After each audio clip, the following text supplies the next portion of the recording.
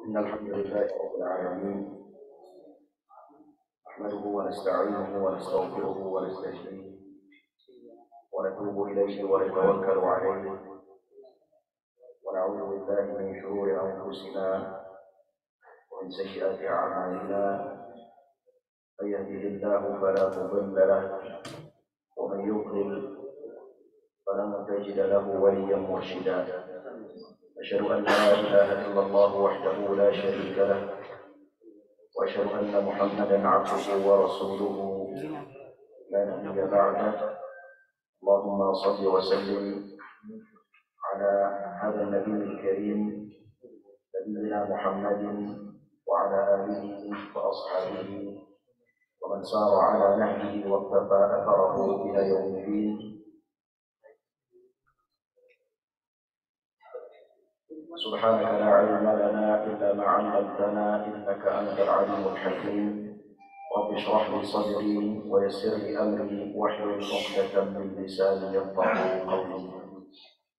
Para hadirin yang dimuliakan Allah, jamaah salat zuhur Masjid Al-Muhajirin. Alhamdulillah, kita bersyukur kepada Allah Subhanahu wa taala.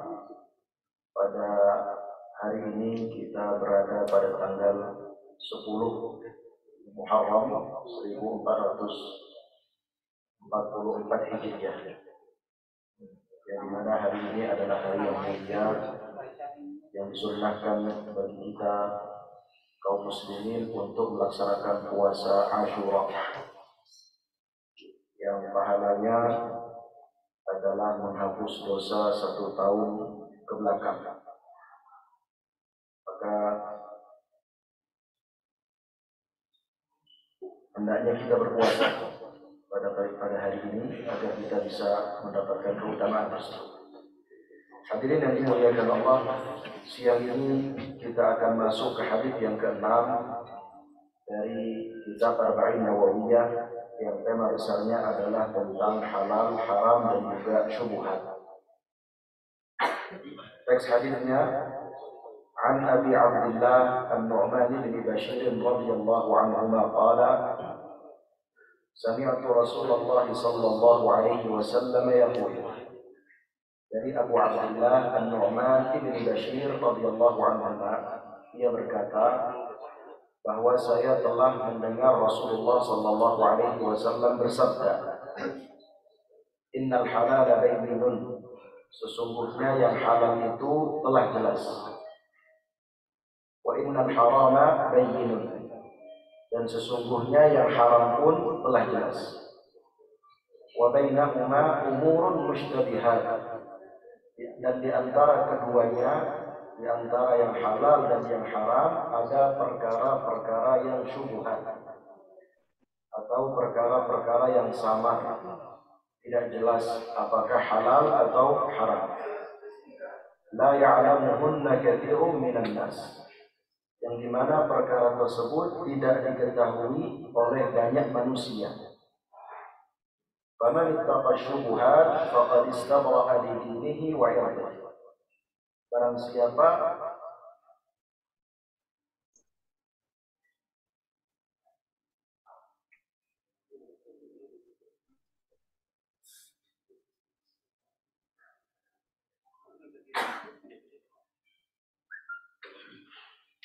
Faman ittaqa syubhat istabra'a li dinihi wa 'irdihi.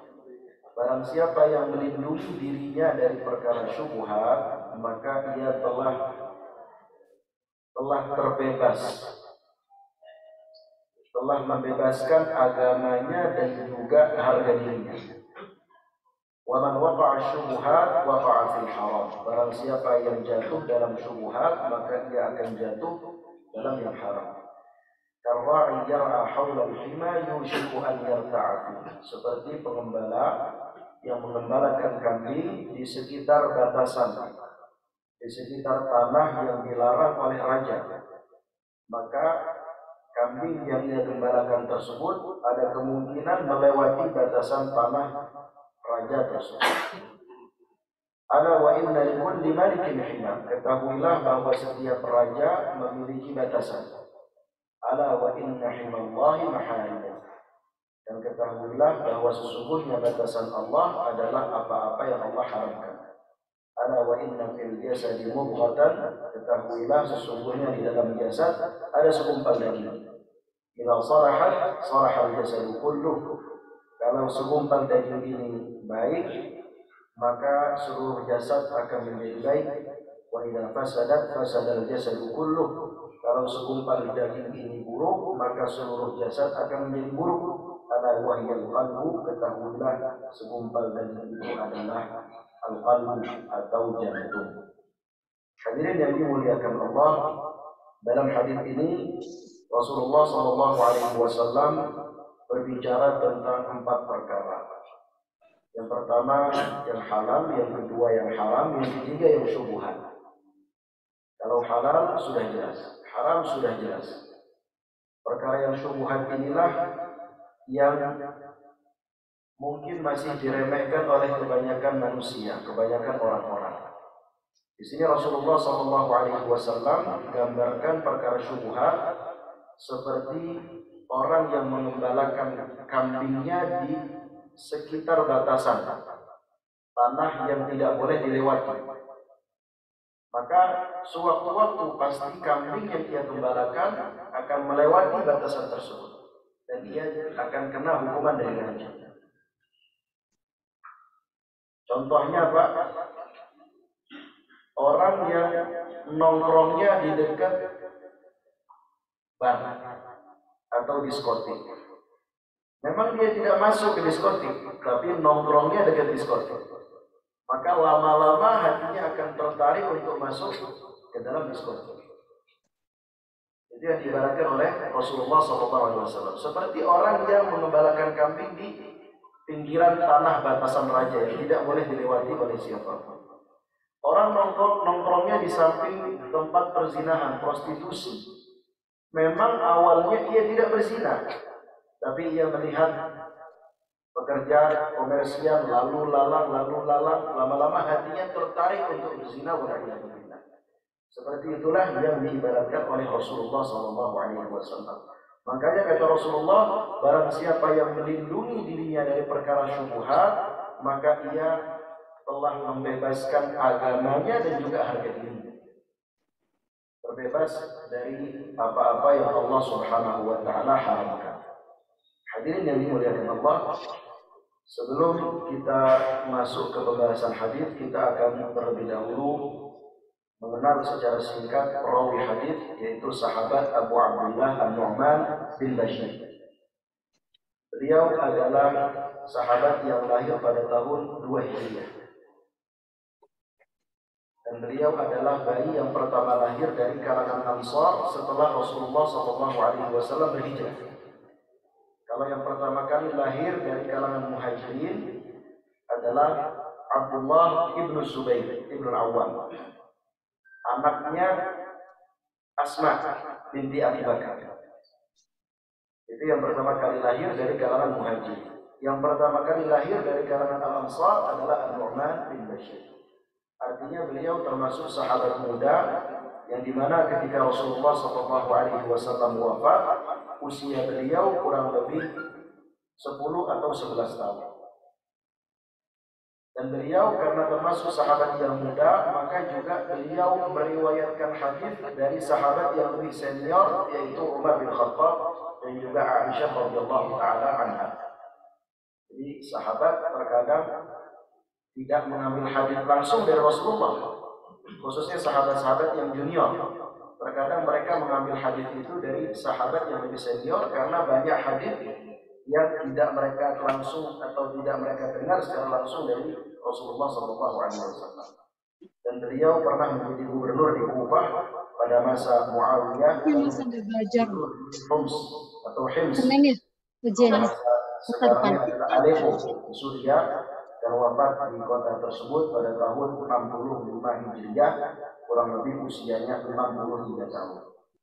Itu biografi singkat tentang An-Nu'man bin Bashir radhiyallahu taala anhuma. Hadirin yang dimuliakan Allah, syariat adalah bagian dari Islam yang tidak dapat dipisahkan. Ia merupakan rambu untuk mengetahui mana yang boleh dan mana yang tidak boleh. Islam bukan hanya masalah keyakinan, budaya, dan etika, tetapi juga mencakup syariat. Dan ini yang harus kita perhatikan sebagai seorang muslim. Bahwa kita sebagai seorang muslim itu harus memiliki alarm dalam hati. Ketika ingin melakukan apapun, maka kita harus bertanya apakah ini halal atau tidak. Maka aneh kalau ada orang yang mengaku seorang muslim, tapi hatinya merasa terusik kalau diingatkan ini halal atau ini haram. Khususnya kalau hal tersebut bergesekan atau mengganggu kepentingan dan maslahatnya.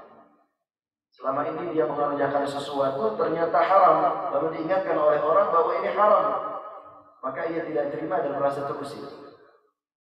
Maka kita sebagai seorang muslim sudah sepatutnya dalam hati kita memiliki alarm. Dan juga tunduk secara total kepada ajaran Allah Subhanahu wa Ta'ala. Kalau Allah katakan ini haram, maka kita haramkan. Kalau Allah katakan ini halal, maka kita halalkan. Sehingga Islam bukan hanya masalah keyakinan, budaya, dan juga etika, tapi juga mencakup syariat. Hadirin yang dimuliakan Allah, seorang muslim harus dapat menerima dan mengamalkan konsep halal haram karena itu adalah inti dari syariat. Itu adalah inti dari syariat. Allah Subhanahu wa Ta'ala berfirman dalam surat Al-Maidah ayat 48, "Likullin ja'alna minkum syir'atan wa minhaja." Untuk tiap-tiap umat di antara kamu, kami beri aturan dan juga jalan yang terang. Artinya, setiap nabi membawa syariat yang berbeda-beda. Setiap nabi membawa syariat yang berbeda-beda. Oleh karena itu Imam Qatadah mengatakan Taurat punya syariat, Injil punya syariat, Al-Quran juga punya syariat. Di dalamnya Allah Subhanahu wa Ta'ala menghalalkan apapun yang Allah kehendaki, dan juga Allah mengharamkan apapun yang Allah kehendaki sebagai ujian. Tetapi ajaran yang tidak ada duanya adalah tauhid dan juga ikhlas kepada Allah Subhanahu wa Ta'ala. Jadi syariat ini antara setiap umat dengan umat berikutnya, umat Nabi dengan umat Nabi yang lain berbeda-beda, Pak. Berbeda-beda. Terserah Allah, itu hak prerogatif Allah untuk menghalalkan dan mengharamkan apapun yang Allah kehendaki. Tapi tidak mungkin beda dalam konsep tauhid ketuhanan. Mereka semua para nabi mengajak umatnya untuk menyembah Allah Subhanahu wa Ta'ala, walaupun dengan syariat yang berbeda-beda. Ada yang dahulu halal, tapi sekarang haram. Ada yang dulu haram, tapi sekarang haram. Sekarang halal. Contohnya, umat-umat Nabi terdahulu, mereka tidak boleh mengambil harta ghanimah. Kalau mereka berperang melawan orang-orang yang tidak beriman, lalu ada harta yang dirampas atau yang diambil atau yang mereka tinggalkan, maka tidak boleh mereka nikmati. Mereka kumpulkan dalam lapangan yang besar, nanti Allah akan kirim api membakar harta tersebut. Dahulu harta ghanimah tidak boleh. Bagi kaum muslimin itu menjadi boleh, dibagi-bagi sesuai dengan pembagian yang ada di dalam di dalam syariat Islam. Artinya umat Rasulullah SAW telah Allah tetapkan syariatnya. Tetapi yang menjadi catatan juga bukan artinya kita boleh atau bebas untuk memilih. Oh ya sudah, saya kalau begitu ikut saja syariat Injil atau ikut saja syariat Taurat. Tidak. Karena setelah turunnya syariat Rasulullah SAW, maka syariat Rasulullah menghapus dan juga menganulir syariat-syariat yang ada sebelum syariat Rasulullah SAW. Hadirin yang dimuliakan Allah, dua aspek syariat, yang pertama ibadah, yaitu terkait hubungan kepada Allah, yang kedua muamalah, yaitu terkait dengan kehidupan keseharian. Dan hadis ini berbicara tentang aspek muamalah. Halal, haram, syubhat itu umumnya terkait dengan aspek muamalah. Yang pertama adalah haram. Yang pertama adalah halal. Innal halal bayyin. Halal adalah hukum dasar dalam muamalah selama tidak ada dalil yang mengharamkan. Jadi para ulama menyebutkan al-aslu fil asya' al-ibahah hatta yadulla dalilun ala tahrim. Segala sesuatu hukum asalnya adalah halal sampai ada dalil yang mengharamkan. Makanya kalau ingin memakan sesuatu, mengkonsumsi sesuatu, hukum asalnya adalah halal. Yang kita tanya adalah apakah ada dalil yang mengharamkan, bukan apakah ada dalil yang menghalalkan. Seperti misalkan makan durian, saya mau makan durian. Maka yang saya tanya, ada nggak dalil yang mengharamkan? Bukan ada nggak dalil yang menghalalkan. Tidak perlu kita mencari dalil yang menghalalkan karena asal sesuatu adalah halal. Begitulah yang dijelaskan oleh para ulama. Sehingga yang kita cari, ada nggak dalil yang menghalalkan? Kalau tidak ada, berarti kembali kepada hukum asal yaitu halal. Durian hukumnya halal. Karena kalau dicari dalil yang menghalalkan durian, tidak ada dalil yang menghalalkan. Dalil yang menghalalkan jambu ada nggak? Jawabannya tidak ada secara spesifik.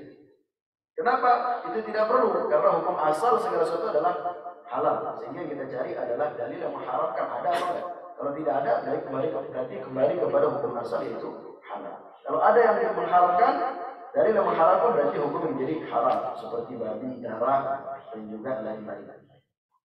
Lalu berikutnya konsep yang kedua dalam masalah halal, yang jelas kehalalannya tidak boleh diharamkan walaupun atas nama taqarrub kepada Allah.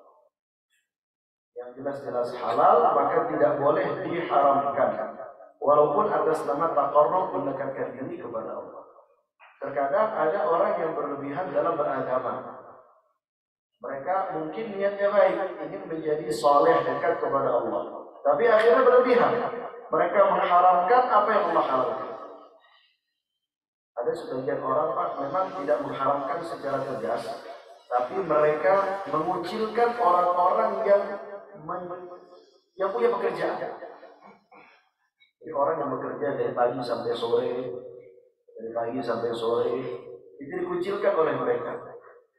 Katanya terlalu cinta terhadap dunia. Itu juga kurang tepat. Karena bekerja mencari nafkah adalah sesuatu yang halal, tidak Allah haramkan. Bahkan itu bagi laki-laki merupakan tanggung jawab, karena ia harus memberi nafkah kepada istrinya dan juga anak-anaknya dan juga orang tuanya dan juga orang-orang yang menjadi tanggungan dari itu. Ada orang yang mengharamkan memakai celana. Itu juga kurang tepat. Atas nama taqarrub tidak boleh celana. Kenapa? Karena katanya Rasulullah tidak menggunakan celana. Itu juga kurang tepat. Jadi apa yang halal tidak boleh diharamkan walaupun atas nama taqarrub. Kalau ada yang ingin mengharamkan, maka datangkan dalil. Mana dalil yang mengharamkan? Kalau tidak ada, ya berarti boleh-boleh saja. Orang memakai celana jeans boleh atau tidak? Boleh. Kenapa? Karena tidak ada dalil yang mengharamkan celana jeans. Selama celana jeans itu ia dapatkan dengan cara yang halal, tidak mencuri dan tidak lain-lain. Dia ingin pakai kaos boleh atau tidak? Boleh. Dia ingin pakai kemeja boleh atau tidak? Boleh. Tidak mesti kita harus sehari-hari pakai gamis. Kita boleh menggunakan pakaian yang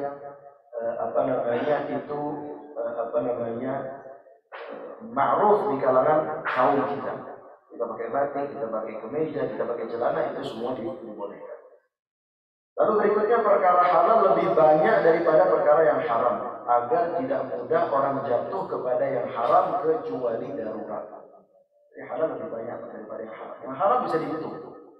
Yang haram ya, ada yang haram secara zatnya, ada yang haram karena caranya. Yang haram secara zatnya seperti babi, darah, itu haram secara zatnya. Seperti binatang-binatang yang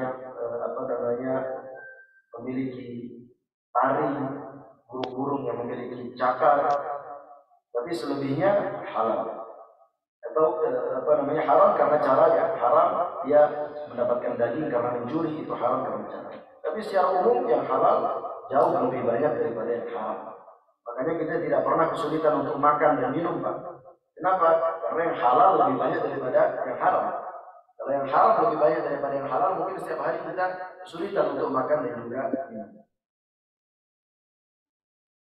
Allah Subhanahu wa taala menegaskan dalam surat Al-A'raf ayat 32, "Qul man harrama zinatallahi allati akhraja li'ibadihi wat-thayyibati minar rizq Qul hiya lilladzina amanu fil hayati dunya khalisatan yaumal qiyamah kadzalika nufassilul ayati liqaumin ya'lamun.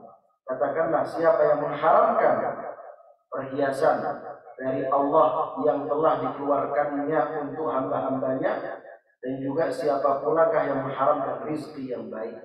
Katakanlah, semua itu disediakan bagi orang-orang yang beriman dalam kehidupan dunia dan seterusnya.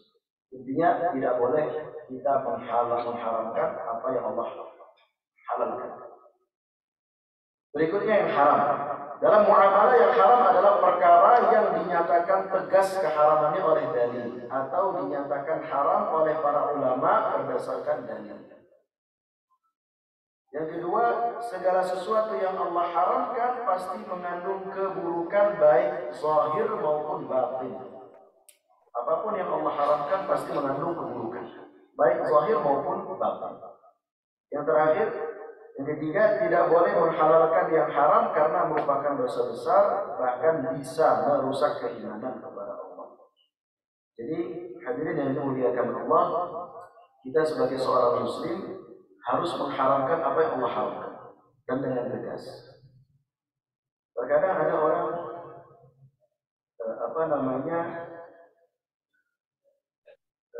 ada orang yang penting hidupnya adalah karir, tidak peduli halal-halal. Perempuan misalkan, saya ingin berkarir menjadi model. Model kan pasti buka aurat, normalnya. Pasti dia buka rambutnya, nampak lehernya, nampak betisnya, nampak lengannya, lalu dia berlenggak-lenggok di depan laki-laki. Tidak peduli halal-halal. Kalau disinggung itu Allah haramkan, maka dia akan menyanggah, akan membela diri, akan tidak setuju. Itu kan urusan pribadi, agama itu urusan pribadi, tidak perlu dicampuri dan seterusnya. Atau ada orang yang menghalalkan zina. Kata mereka, kalau hubungan laki-laki dan perempuan selama suka sama suka, ya tidak perlu kita ikut campur. Namanya suka sama suka. Masa urusan rancang orang mau diatur-atur, nah itu juga tidak tepat. Karena kita sebagai seorang muslim harus terikat dengan halal-haram, karena itu adalah syariat dari Allah Subhanahu wa taala. Dan pasti mengandung kebaikan, atau pasti mengandung kita menghindarkan sesuatu yang haram, itu akan mendatangkan kebaikan.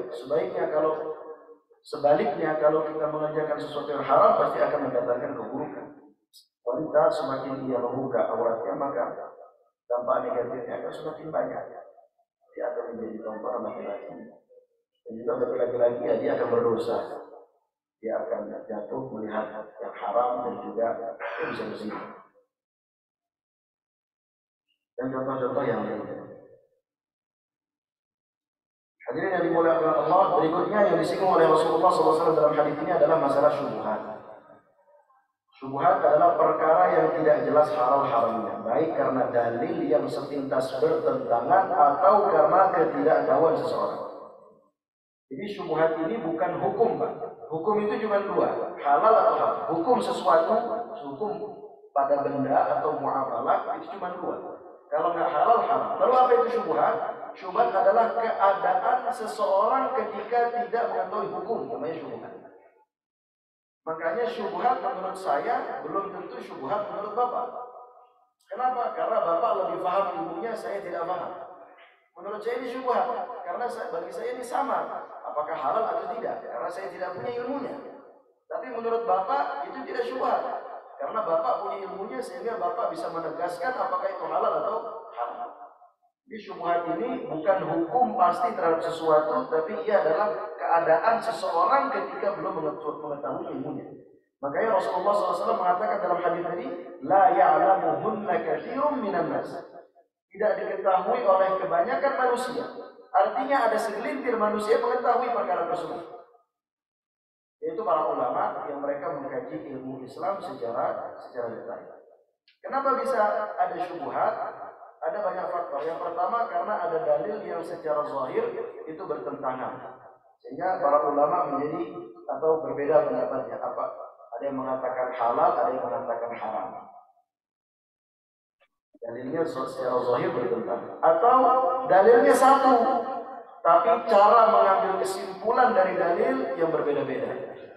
Sehingga sebagian ulama mengatakan halal, sebagian ulama mengatakan haram. Contoh makan buaya. Kata sebagian ulama buaya halal. Sebagian ulama yang lain mengatakan buaya haram. Kita orang awam, bagi kita syubhat. Ya kan? Maka lebih baik kita tinggalkan. Kenapa kita tinggalkan? Masih banyak yang lain, Pak. Ayam masih ada, sapi masih ada. Maka lebih baik kita tinggalkan. Dan contoh-contoh yang lain. Menghindari perkara syubhat adalah jalan keselamatan. Atau menghindari perkara syubhat adalah jalan keselamatan. Dan terbiasa melakukan perkara syubhat akan mengantarkan kepada perbuatan yang haram. Karena semakin mudah-mudah kita terhadap perkara syubhat, dan suatu saat pasti akan jatuh juga kepada yang haram. Contoh juga sekarang ada restoran. Kita tidak tahu restoran itu halal atau haram, ya maka lebih baik kita hindari. Lebih baik kita hindari. Kenapa? Karena masih banyak pilihan yang halal. Terkadang orang tidak peduli, sudahlah, tidak masalah. Hanya karena sekedar ingin mengikuti egonya atau mengikuti gengsinya, atau hanya sekedar ingin upload di Instagram bahwa saya pernah makanan di restoran yang sedang viral ini. Padahal restorannya belum jelas apakah ia halal atau haram. Itu perkara syubhat. Ketika orang mudah-mudah dalam menghalalkan perkara syubhat, maka ia lama-lama akan jatuh kepada perkara yang haram, wal'iyadzubillah. Dan meninggalkan perkara yang syubhat termasuk sifat wara'. Kata para ulama, wara' ini ada 3 tingkatannya. Yang paling rendah adalah paling tidak ia berusaha meninggalkan sesuatu yang Allah haramkan. Tidak mudah-mudah mengerjakan apa yang Allah haramkan. Itu adalah sifat wara' yang paling rendah. Yang kedua, tingkatan yang kedua, ketika seseorang berusaha meninggalkan apa yang Allah haramkan plus apa yang menjadi syubhat, dia tinggalkan. Itu sifat wara' yang kedua. Yang paling tinggi adalah ketika ia meninggalkan apa yang Allah haramkan, lalu ia meninggalkan perkara syubhat, lalu ia meninggalkan sebagian perkara yang Allah bolehkan. Ia meninggalkan, bukan ia haramkan. Ia meninggalkan perkara yang Allah bolehkan agar tidak jatuh kepada yang Allah haramkan, atau tidak jatuh kepada hal yang sia-sia. Contohnya, orang yang wara'nya tinggi, biasanya dia tidak akan mudah untuk ikut nimbrung sama gosip. Tidak mudah untuk ngobrol sama orang. Dia akan jaga diri. Kalau obrolan bermanfaat, dia akan ikut. Tapi kalau tidak, dia akan tinggalkan. Padahal aslinya ngobrol boleh, Pak. Gitu ya. Tapi ia meninggalkan sesuatu yang boleh agar tidak jatuh kepada sesuatu yang haram, atau agar ia tidak menyia-nyiakan waktunya pada hal-hal yang sia-sia. Ini tentu untuk sampai derajat yang ketiga, yang paling tinggi, butuh latihan dan juga butuh ilmu. Sampai sekarang masih ada orang yang seperti itu. Saya beberapa kali mengantarkan syekh dari Madinah. Ada sebagian dari mereka yang memang luar biasa sifat wara'nya. Kalau dalam mobil sedang saya supiri itu, dia tidak banyak ngomong. Kalau ngomong hanya sekedar yang perlu-perlu saja. Dia bertanya atau apa. Kalau tidak, dia gunakan untuk baca Al-Quran atau berzikir atau tidur. Tapi sampai ke hotel, dia hanya berbicara pada hal yang penting. Atau ingin memberi nasihat, atau minta nasihat, atau bertanya segala macam. Kalau tidak, dia tidak buka obrolan-obrolan yang tidak bermanfaat. Ini orang-orang yang luar biasa. Dan kalau kita dekat dengan mereka, terasa wibawanya. Karena yang keluar dari mulutnya, semuanya bermanfaat. Kalau tidak nasihat, atau zikir, atau mengajak orang bertakwa, dan seterusnya. Hadirin yang dimuliakan Allah, berikutnya pembagian syubhat menurut Ibnu Munzir ada 3. Yang pertama, sesuatu yang halal namun timbul keraguan karena bercampur dengan yang haram. Contoh yang disebutkan oleh para ulama, ini contoh dulu ya. Dulu orang berburu menggunakan anjing buruan, anjing yang sudah terlatih. Maka ketika anjing ini dilepas dengan menggunakan Bismillahirrahmanirrahim, lalu membawa binatang buruan, maka binatang buruan itu halal bagi pemilik anjing. Halal. Tapi kapan menjadi syubhat? Kalau ternyata anjing tersebut, anjing buruan dia yang sudah terlatih dan dia lepas dengan Bismillah, datang bersama anjing yang lain yang tidak ia kenal. Ya kan? Maka ini menjadi perkara syubhat. Karena dia tidak tahu yang membunuh binatang buruan itu anjingnya atau anjing yang tidak ia kenal. Ya kan? Dia tidak tahu. Aslinya halal tapi timbul keraguan karena dicampur dengan yang haram. Seperti juga itu di zaman sekarang. Kalau zaman sekarang kita ingin makan, tapi kita tidak tahu ini restoran disembelih atau tidak ayamnya. Kita tidak tahu, maka lebih baik kita tinggalkan. Berikutnya sesuatu yang haram namun timbul keraguan karena bercampur dengan yang halal. Kalau contoh yang disebutkan oleh para ulama terdahulu adalah daging yang disembelih oleh orang yang tidak beriman, oleh non-muslim dan non-ahli kitab, oleh orang Majusi. Lalu ada daging yang disembelih oleh orang yang beriman, oleh ahli kitab. Lalu bercampur, aslinya halal tapi bercampur dengan aslinya haram lalu bercampur dengan yang halal, akhirnya timbul keraguan. Kita tidak bisa bedakan mana daging yang disembelih oleh orang yang beriman, mana yang disembelih orang yang tidak beriman. Maka yang seperti itu juga lebih baik ditinggalkan. Tapi ada keraguan-keraguan yang tidak berpengaruh. Karena sesuatu yang pasti dan yakin tidak bisa dikalahkan oleh sesuatu yang tidak bisa dikalahkan oleh keraguan. Contohnya apa? Contohnya saya sudah berwudu, saya yakin sudah berwudu, tapi ketika pas qomat saya ragu apakah saya sudah batal atau tidak. Maka kata para ulama, keraguan yang seperti ini tidak berpengaruh, dia tetap dalam keadaan suci tohar. Kenapa? Karena ia yakinnya wudu dalam keadaan tohar. Keraguan-keraguannya adalah apakah dia sudah batal atau belum. Maka keraguan-keraguan tidak boleh, tidak bisa mengalahkan sesuatu yang yakin. Tapi beda urusan kalau dia ragu sudah wudu atau belum. Maka hukum asalnya dia belum wudu. Karena dia ragunya sudah wudu atau belum, gitu ya. Berarti hukum yang dia yakini adalah dia belum wudu, dia ragu sudah wudu atau belum. Maka hukum asalnya dia belum berwudu, dan dia harus wudu. Nah, sesuatu yang diragukan halal haramnya maka lebih baik ditinggalkan. Itu tidak bisa bedakan mana halal mana haram, tidak punya ilmunya, tidak ada juga ulama yang bisa ditanya, maka lebih baik ditinggalkan.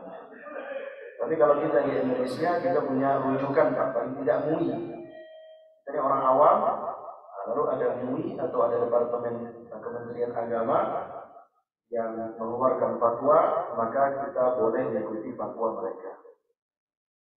Kalau kita tidak tahu vaksin hukumnya apa, kita merujuk kepada MUI atau Kementerian Agama. Kementerian Agama bilang boleh, ya sudah kita kerjakan. Karena kita orang awam, tidak punya alat dan tidak punya ilmu untuk meneliti status halal haramnya sesuatu. Maka kita mengikuti ulama-ulama yang ada di negeri kita atau lembaga-lembaga yang memang ditunjuk oleh pemerintah untuk memberi fatwa halal atau haram. Kalau toh nantinya memang ternyata haram, maka kita tidak berdosa. Sesuatu yang dilakukan halal-halal itu baik. Ya sudah. Yang terakhir adalah kita semua harus berusaha menutup celah yang bisa mengantarkan kepada yang haram, yaitu sadud dzari'ah. Jadi celah-celah yang bisa mengantarkan kita kepada yang haram harus kita tutup. Tidak boleh kita mudah-mudah untuk kita buka. Yang terakhir adalah hati, mengamalkan syariat berkaitan dengan kondisi hati yang baik, keimanan kepada Allah. Mengamalkan syariat berkaitan dengan kondisi hati yang baik, keimanan kepada Allah. Jadi iman kepada Allah bukan masalah hati, tapi juga dibuktikan dengan menjalankan syariat. Orang yang hatinya baik, imannya baik, pasti akan menjalankan syariat. Karena ada orang-orang atau sekte dalam Islam yang disebut Murji'ah. Murji'ah ini memisahkan antara amal dan juga iman. Kata mereka, saya sudah beriman, dan iman saya ini tidak terkait dengan perbuatan saya. Mau saya mengerjakan yang halal, yang haram, maksiat, taat, itu semua tidak berpengaruh kepada keimanan saya. Itu berarti sekte Murji'ah. Kita harus sudah mengatakan bahwa hati atau iman itu harus dibuktikan dengan amal. Tidak boleh orang mengaku beriman tapi tidak dibuktikan dengan amal. Berikutnya, kualitas hati bisa diindikasikan oleh amalan syariat. Yang terakhir, Mufarrid bin Abdullah mengatakan salahul qalbi bi salahil amal wa salahul amali bi salahil niyyah. Baiknya hati ditandai dengan baiknya amal, dan baiknya amal ditandai dengan baiknya niat. Tentunya hati, al-qalb di sini seringkali diterjemahkan hati. Al-qalb dalam bahasa Arab kalau dia bisa dua arti. Ada arti yang maknawi, ada arti yang arti fisik anggota tubuh, ada juga arti yang abstrak, arti konkret, arti abstrak. Kalau arti yang anggota tubuh, qalb sebenarnya adalah jantung. Al-qalbu dalam bahasa Arab kalau maksudnya adalah anggota tubuh kita, itu artinya jantung. Makanya penyakit jantung disebut dalam bahasa Arab maradul qalbi atau amradul qalbi, penyakit jantung. Orang punya sakit jantung disebut maradul qalbi. Tapi kalau maksudnya adalah sesuatu yang abstrak, maka artinya adalah hati. Hati ini bukan hati artinya liver, tapi hati yang mengarahkan kita, roh kita. Jadi alam kita dalam tubuh yang mengarahkan kita untuk berbuat baik atau berbuat jahat. Itu maksud dari al-qalb. Jadi kata Mufarrid bin Abdullah, baiknya hati ditandai dengan baiknya amal. Kalau hatinya baik, berarti amalnya baik. Baiknya amal ditandai dengan baiknya niat. Orang beramal niatnya harus ikhlas, bukan karena ada kepentingan tertentu. Hadirin yang dimuliakan Allah, itulah kurang lebih yang bisa kita bahas dari hadis yang ke-6, yaitu perkara tentang halal, haram, dan syubhat, dan juga masalah hati. Dan yang terakhir, kenapa Rasulullah menyinggung masalah hati? Karena orang yang suka mengerjakan syubhat, biasanya nanti hatinya akan semakin lepas dari ajaran agama Islam, akan jatuh kepada yang haram. Semakin banyak mengerjakan yang haram, maka akan semakin lepas dari ajaran agama Islam. Oleh karena itu, semoga pembahasan kita pada siang hari ini bisa semakin menguatkan komitmen kita terhadap ajaran agama Islam sampai akhir hayat kita, dan kita bisa mati dalam keadaan husnul khatimah. Amin ya rabbal alamin. Aku qawli hadza wa sallallahu ala nabiyyina Muhammad wa ala alihi wa sahbihi wasallam. Sebelum saya tutup, mungkin kalau ada pertanyaan. Kalau kita dalam kesempatan makanan yang pertama mengedepankan apakah makanan itu adalah pengaruhnya tidak. Kenapa kita berlebihan?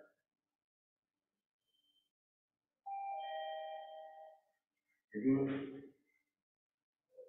hukum asal segala sesuatu adalah halal.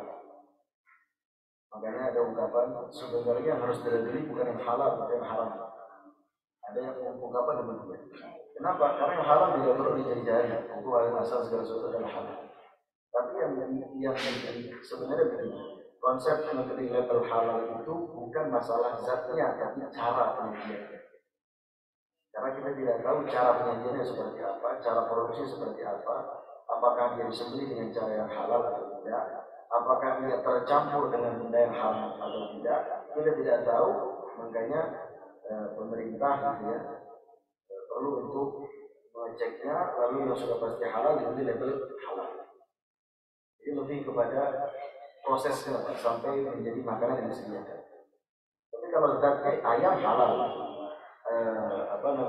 tepung halal. Tapi ketika sudah menjadi makanan, apakah tercampur dengan yang haram atau tidak, itu yang diteliti. Kalau betul-betul bebas, baru dibeli label halal. Jadi kalau menurut saya itu bukan sesuatu yang berlebihan, karena lebih melihat kepada prosesnya, bukan zat barang tersebut.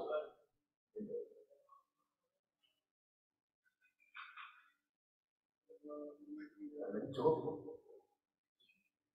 Mohon maaf bila ada kata-kata yang kurang berkenan, dan mohon mengingatkan bila ada ilmu yang salah dari yang telah saya sampaikan. Aku qawli hadza wa sallallahu ala nabiyyina Muhammad wa ala alihi wa sahbihi wasallam. Subhanakallahumma wa bihamdika asyhadu an la ilaha illa anta astaghfiruka wa atubu ilaik. Assalamualaikum warahmatullahi wabarakatuh.